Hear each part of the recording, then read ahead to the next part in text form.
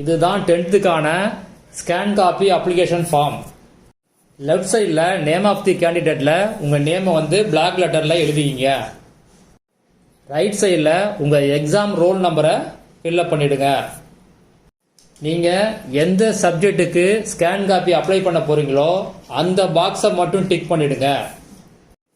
கீழே total amount போட்டுருங்க. எத்தனை சப்ஜெக்ட்டுக்கு அப்ளை பண்ண போகிறீங்களோ அத்தனை சப்ஜெக்டோடைய டோட்டல் அமௌண்ட்டை போட்டுருங்க.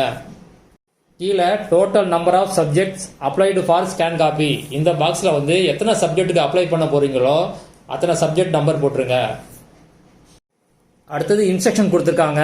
அதில் முதல் பாயிண்ட் என்ன சொல்லியிருக்காங்க அப்படின்னு பார்க்கலாம். முதல் பாயிண்டாக என்ன சொல்லியிருக்காங்க அப்படின்னா, ஸ்கேன் காப்பி யார் அப்ளை பண்ணாங்களோ அவங்க மட்டும்தான் ரீவேல்யூஷன் ரீடோட்டலிங் அப்ளை பண்ண முடியும் அப்படின்னு சொல்லியிருக்காங்க. அடுத்த பாயிண்ட் என்ன சொல்லியிருக்காங்க அப்படின்னா, எப்போ ஸ்கேன் காப்பியை டவுன்லோட் பண்ணுறது அப்படின்னு அனௌன்ஸ்மெண்ட் வரும் அந்த டைமில் உங்கள் ரோல் நம்பரையும் டேட் ஆஃப் பர்த்தையும் என்ட்ரு பண்ணி உங்கள் ஸ்கேன் காப்பியை டவுன்லோட் பண்ணிக்கலாம்.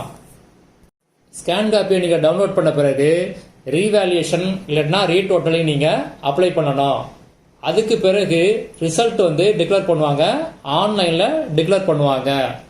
அதுக்கு பிறகு உங்களுக்கு புதுசாக ப்ரொவிஷனல் மார்க் ஷீட் அதாவது தற்காலிக மதிப்பெண் சான்றிதழ் இஷ்யூ பண்ணுவாங்க. கீழே ரைட் சைடில் உங்கள் சிக்னேச்சர் போடணும், இல்லாட்டினா உங்கள் பேரண்டோட சிக்னேச்சர் போடணும். லெஃப்ட் சைடில் எந்த இடம் எந்த டேட்டு அப்படின்னு போடணும்.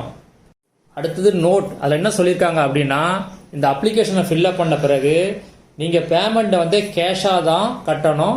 இதை எங்கே சப்மிட் பண்ணணும் அப்படின்னா, ஸ்கூல் கேண்டிடேட் ஸ்கூலில் சப்மிட் பண்ணணும்.